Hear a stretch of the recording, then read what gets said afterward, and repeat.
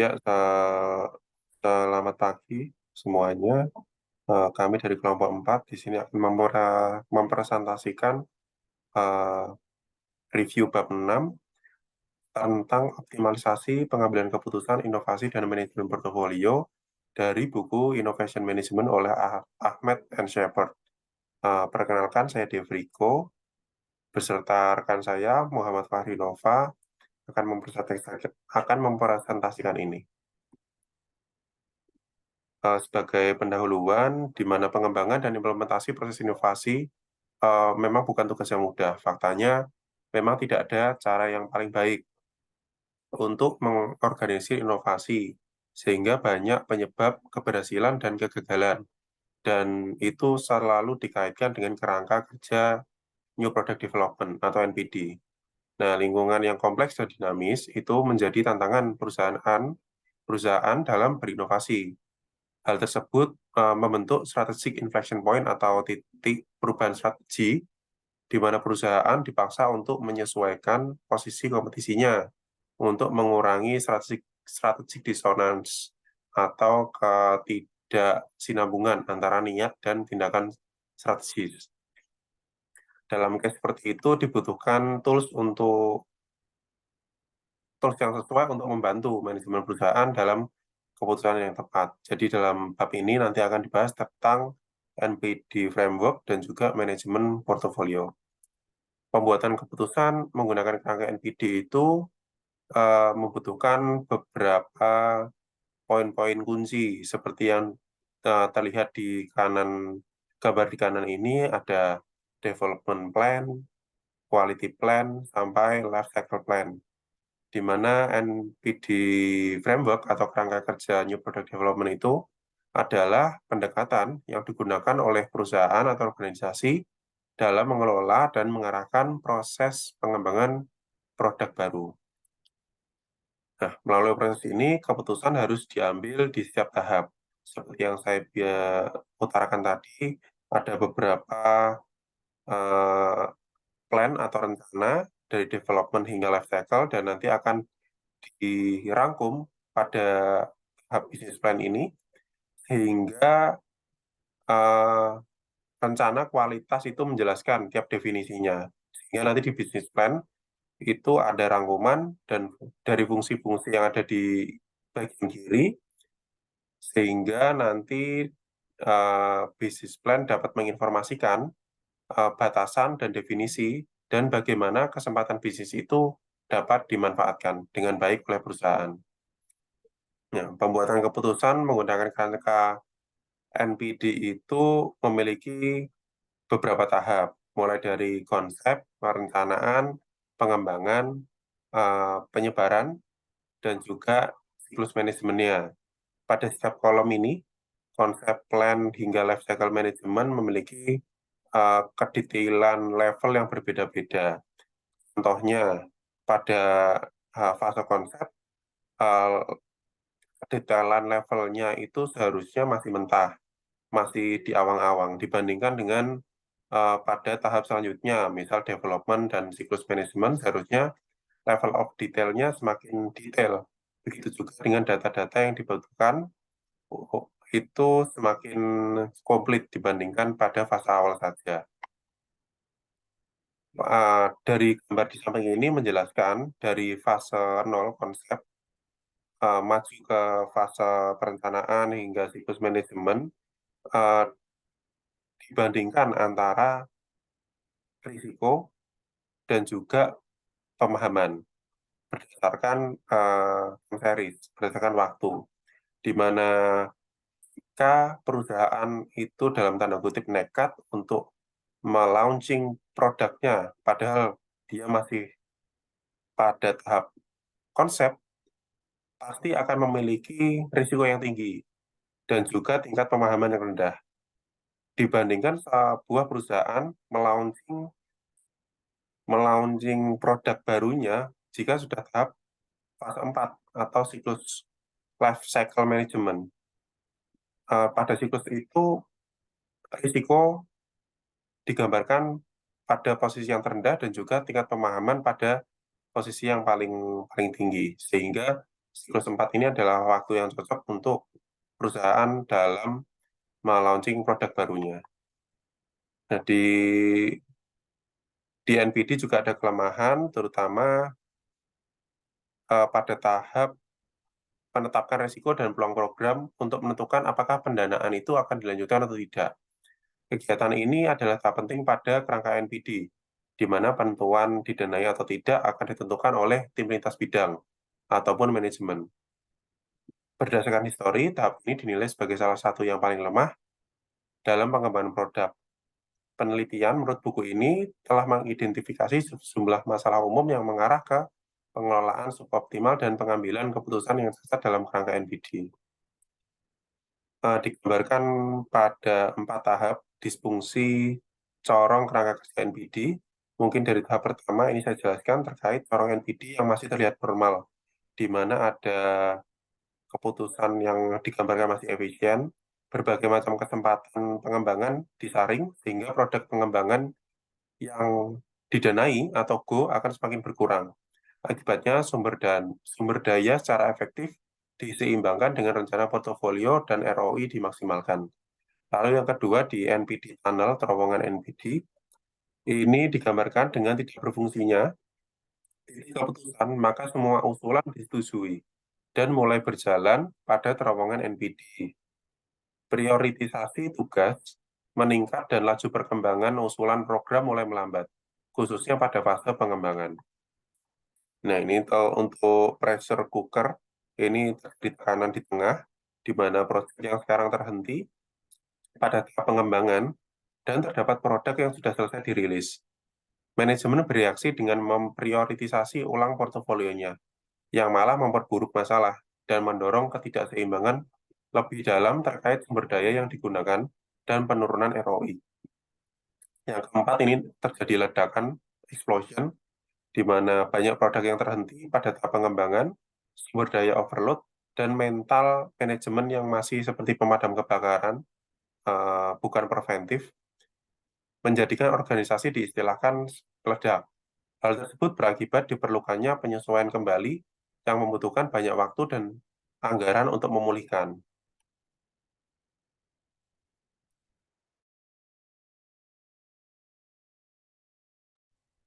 Oke, selanjutnya adalah manajemen portofolio dalam framework NPD, New Product Development, atau pengembangan produk baru.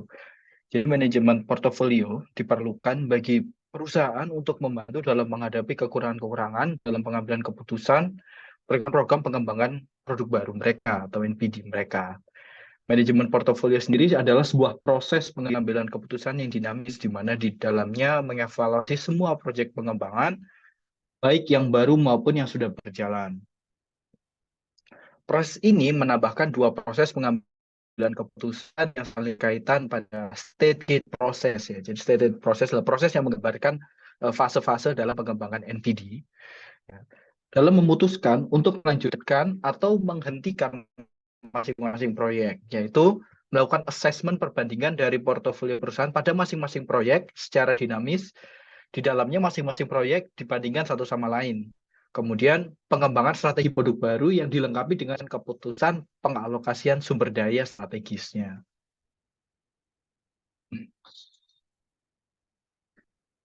Lalu implementasi manajemen portofolio dalam framework NPD. Jadi manajemen portofolio pada NPD framework itu sebuah usaha dalam memastikan program-program pengembangan mendukung perusahaan secara strategis.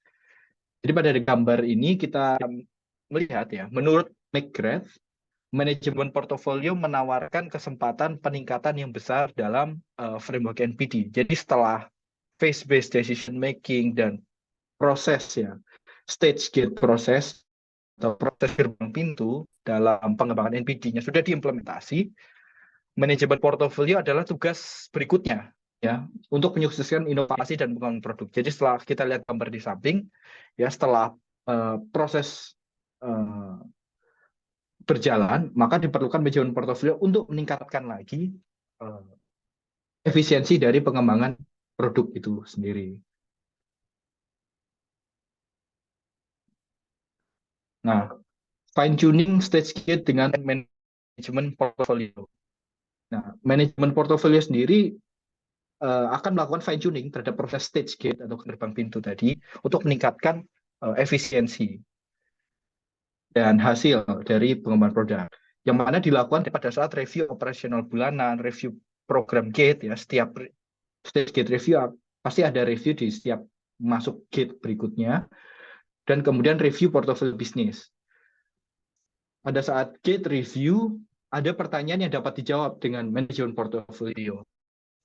Apakah kesempatan yang baru terlihat atraktif untuk dilanjutkan programnya, atau apakah kita harus menghapus atau membatalkan kesempatan yang lain untuk memberi ruang bagi kesempatan yang baru. Kemudian dilakukan juga konsolidasi program-program ke level portofolio dan konsolidasi proyek-proyek ke level program.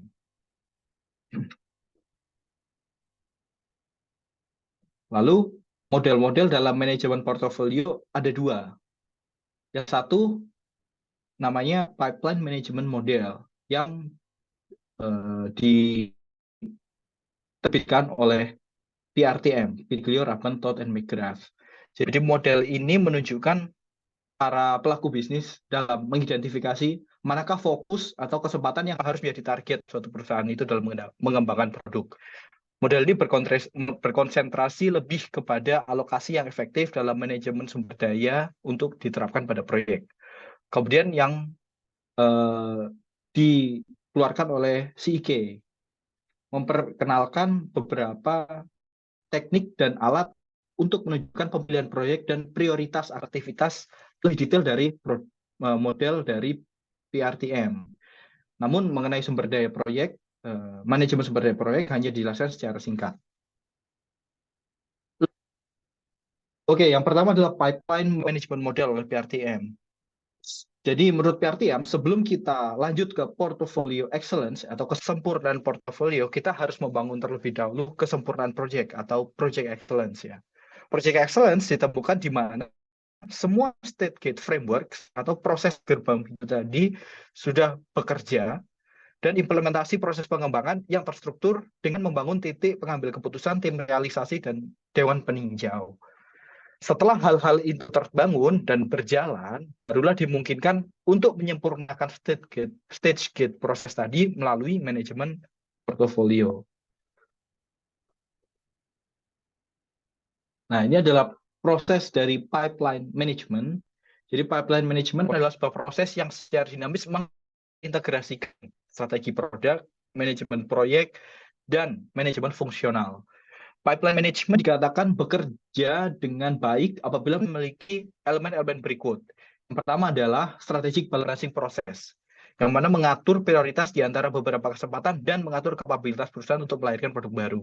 Kemudian adalah pipeline loading process, mengatur masuk dan keluarnya proyek ke pengembangan ke dalam pipeline atau corong yang dijelaskan tadi. Kemudian pipeline delivery process, memastikan manajer fungsional memaksimalkan keberlangsungan proyek pada perusahaan, baik dalam jangka pendek maupun jangka panjang.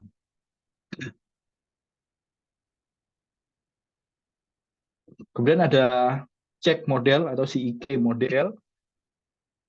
Di model ini ada 3 tujuan dalam manajemen portofolio menggunakan CIK.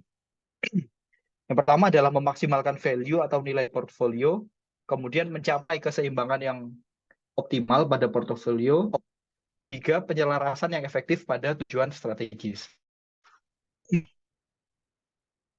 Yang pertama adalah memaksimalkan nilai portofolio.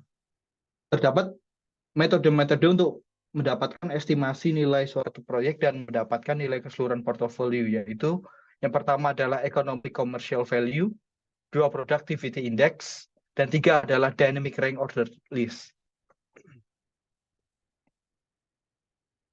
Yang pertama adalah ECV atau economic commercial value. Jadi ECV ini adalah suatu nilai ya yang digunakan untuk memaksimalkan nilai komersial dari portofolio.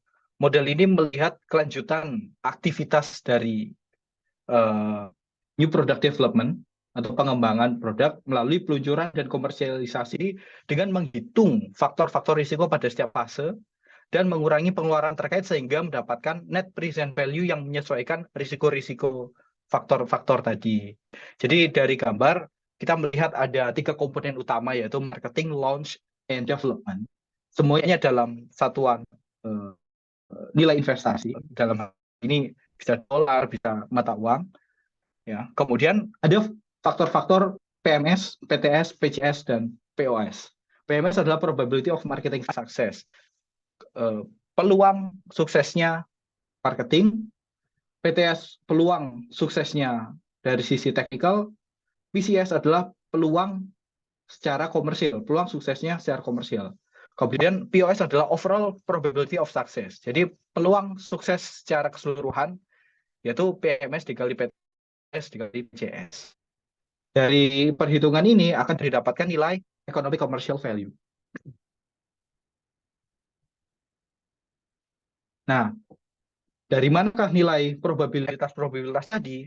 Ada yang namanya modal risiko atau risk model pada economic commercial value. Pada model risiko ini diidentifikasi 10 faktor yang mempengaruhi pada setiap fase, baik technical, marketing, dan komersial. Jadi, asesmennya berupa pertanyaan iya dan tidak, sederhana, yang mana setiap jawaban dia akan memberikan nilai 0,1. Jadi ada 10 faktor di tiap fase, yang mana ketika dijawab ya, maka akan menjadi 0,1. Setiap fase dijumlah, sehingga nanti didapatkan probabilitas success of marketing, technical, and commercial. Jadi dijumlah. Nah, dari nilai PMS, PTS, PCS yang didapatkan tadi, bisa didapatkan nilai probabilitas kesuksesan secara total. Selanjutnya adalah Productivity Index dan Pipeline Index. Productivity Index itu adalah teknik lain untuk melakukan asesmen nilai dari sebuah portofolio perusahaan. Fokus dari teknik ini adalah penggunaan sumber daya R&D yang efektif. Jadi Productivity Index adalah economic commercial value dikalikan probability of technical success dikurangi dengan nilai investasi di R&D dibagi dengan nilai investasi di R&D. Jadi fokusnya adalah di sisi teknikal dan R&D. Kemudian adalah pipeline index yang membandingkan antara jumlah proyek yang sedang dikembangkan, yang sedang berlangsung, ya, dibagikan dengan rata-rata produk tahunan yang diluncurkan, dikalikan dengan rata-rata time to market. Jadi time to market adalah lama waktu dalam tahun antara persetujuan mulai dari konsep sampai ke peluncuran. Dari PI, pipeline index, kita bisa tahu apakah proyek di dalam perusahaan itu kondisinya adalah underload, optimal load, probable overload, atau definite overload. Untuk PI nilai kurang dari 0,9 maka dia underload. Proyek dinilai underload karena masih ada kapabilitas untuk menambah proyek lagi. Untuk 0,9 sampai 1,3 dinilai adalah optimal load. Itu adalah proyek yang optimal untuk dikerjakan oleh perusahaan tersebut. Kemudian 1,3 sampai 1,6. Jadi ini sudah berupa warning bahwa ini sudah berpulang untuk overload. Kemudian definite overload ketika PI lebih dari 1,6. Jadi pastikan proyek di perusahaan tersebut, pengembangan produknya overload. Kemudian adalah dynamic rank ordered list. Ada role atau dynamic rank ordered list digunakan beberapa kriteria seperti NPV, IRR, atau ROI. Net present value, RR, atau return of investment. Jadi probability of technical success ya atau PTS dikombinasikan dengan kriteria yang digunakan kemudian diurutkan dan paling penting diberi ranking karena di sini perlu nanti adanya ranking. Dalam hal ini parameter NPV, IRR, atau ROI dikalikan dengan probability of technical success atau PTS.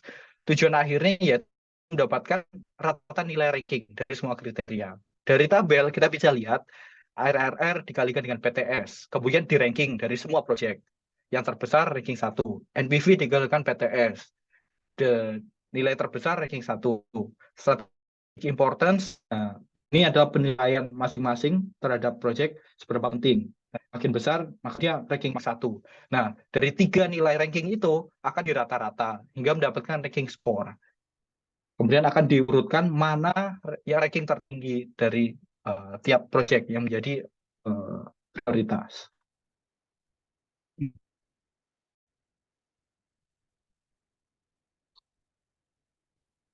Lanjut ke tujuan 2 untuk mendapatkan portofolio yang seimbang.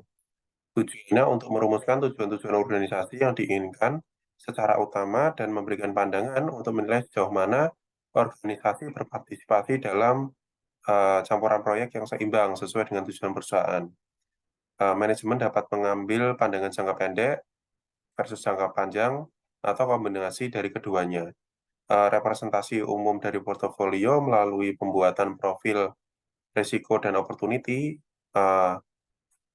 cek model tadi menggunakan profil tersebut untuk membangun matriks klasifikasi yang mengindikasikan posisi relatif dari program-program. Kategorisasi seperti ini memungkinkan identifikasi dan penghapusan aktivitas yang tidak diinginkan, misalnya risiko yang tinggi atau tingkat pengembalian yang rendah dari portofolio. Digambarkan dari gambar di ini ada 4 kuadran. Yang pertama, PERS. Ini kuadran yang menyatakan kemungkinan keberhasilan yang tinggi. Jadi risikonya rendah dan memiliki potensi tingkat pengembalian yang tinggi. Dari sini high opportunity. Ini menggambarkan tingkat pengembaliannya dari revenue atau gross margin.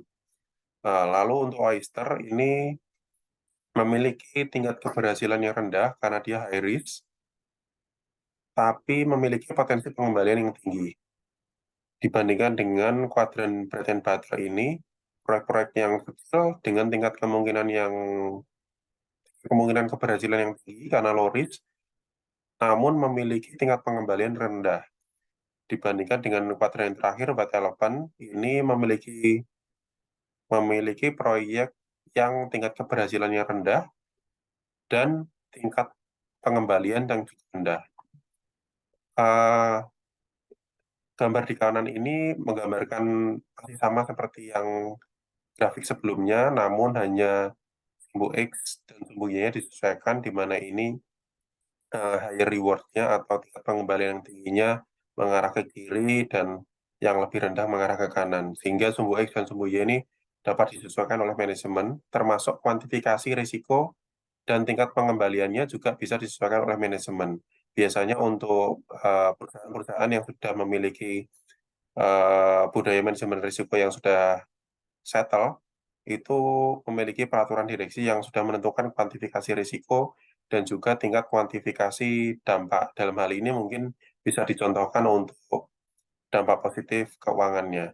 Nah, contohnya dalam paper ini, Harris itu dinyatakan dengan kemungkinan keberhasilan di bawah 0,3 dan juga low reward atau tingkat pengembalian yang kecil itu jika pendapatannya di bawah 10 juta dolar per tahun atau gross margin di bawah 2 juta dolar per tahun. Gambar di kiri ini, tabel ini menggambarkan tipe grafik mana yang banyak digunakan. Mungkin ada 7, tapi yang sering digunakan adalah hubungan antara risiko dan juga tingkat pengembalian. Perlu diingat, matriks-matriks yang digunakan ini hanyalah sebagai alat yang berguna untuk melakukan pendekatan dalam membantu manajemen berdiskusi untuk membuat keputusan. Dalam perjalanan proyek pasti akan muncul dinamika yang membuat rencana awal berbeda dengan realita, sehingga berpotensi membuat hasil yang direncanakan lebih rendah. Manajemen harus peka terhadap ketidakpastian tersebut sehingga bisa dibantu dengan matriks pendukung. Mungkin bisa dibantu salah satunya dengan value to cost matrix seperti yang di kanan ini, di mana matriks ini menilai aset dasar yang sedang dibangun, yaitu nilai produk baru yang akan dirilis ke pasar, dibagi oleh nilai saat ini dari pengeluaran untuk membangun aset tersebut. Ketika nilai matriks ini berada antara 0 dan 1, kita memiliki proyek yang bernilai kurang dari biayanya. Tapi ketika nilainya lebih dari 1, di bagian kanan ini, proyek tersebut bernilai lebih dari nilai saat ini dari biayanya. Lalu dibandingkan dengan sumbu Y, volatility metric, di mana metrik ini mengukur sejauh mana hal-hal dapat berubah sebelum keputusan investasi akhirnya diambil. Sehingga dalam penggunaan salah satu dari teknik-teknik yang tadi, tools-tools yang tadi, faktor kunci keberhasilan adalah menggunakan grafik dan laporan yang dapat membantu manajemen mudah memahaminya, sehingga dalam membuat keputusannya, manajemen bisa lebih terbantu. Dilanjutkan untuk objektif 3. Ya, yang objektif yang ketiga yaitu membangun strategi dan portofolio dalam penyelesaian tujuan strategis. Perlu diingat bahwa portofolio pengembangan produk baru harus selaras dengan tujuan strategis perusahaan. strategi yang berbeda membutuhkan tipe investasi yang pastinya berbeda. Terdapat beberapa jenis strategi investasi perusahaan, posisi perusahaan dalam investasi. Yang pertama adalah prospektor, yaitu perusahaan yang menargetkan pertumbuhan yang signifikan. Tentunya memerlukan investasi yang tinggi dalam hal membuat inovasi yang baru. Dan ketika itu berhasil, maka perusahaan bisa memberikan harga yang cukup tinggi karena dia adalah perusahaan yang mengeluarkan investasi cukup besar di inovasi yang baru. Kemudian adalah perusahaan yang menargetkan pertumbuhan yang kurang ambisius dan menghabiskan dana untuk program-program inovasi lebih sedikit, yang disebut sebagai analyzers. Namun, memiliki kemampuan yang kuat untuk menganalisa produk dan mengadopsinya dengan biaya yang lebih efektif, yang lebih sedikit. Gitu. Kemudian adalah defenders, perusahaan yang fokusnya itu mengurangi cost, reducing cost, mengurangi biaya, dan memasuki pasar yang mungkin masih bertumbuh, namun masuknya terlambat. Tapi masih bisa mendapatkan pangsa pasar yang kecil karena strategi mereka memang beroperasi dengan margin kotor atau gross margin yang rendah.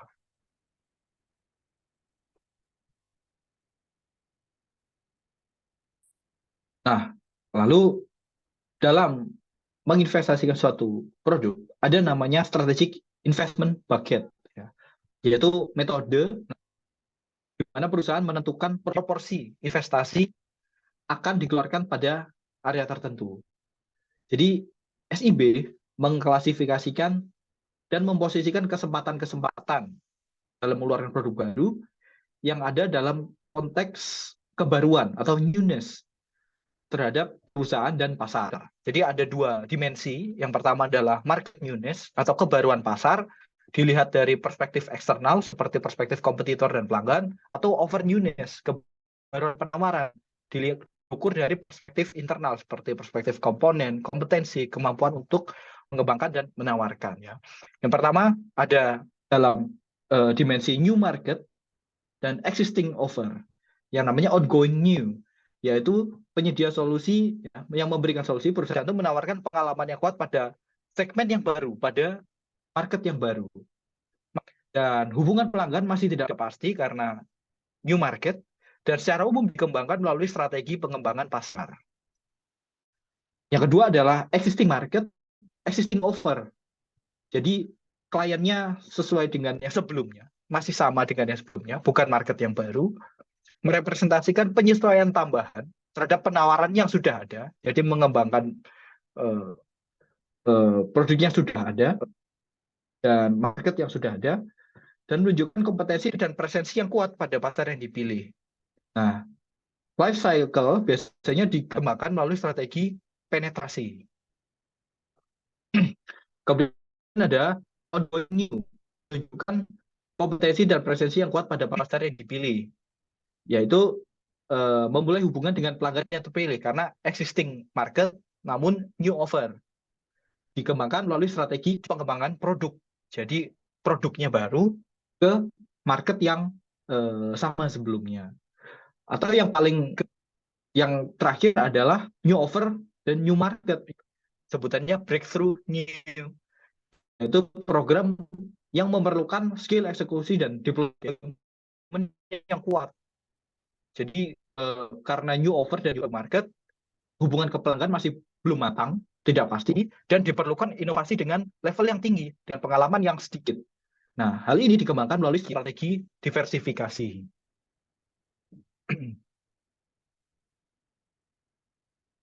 Lalu yang terakhir, sekaligus merangkum pada presentasi materi ini, yaitu keuntungan model manajemen portofolio yang efektif.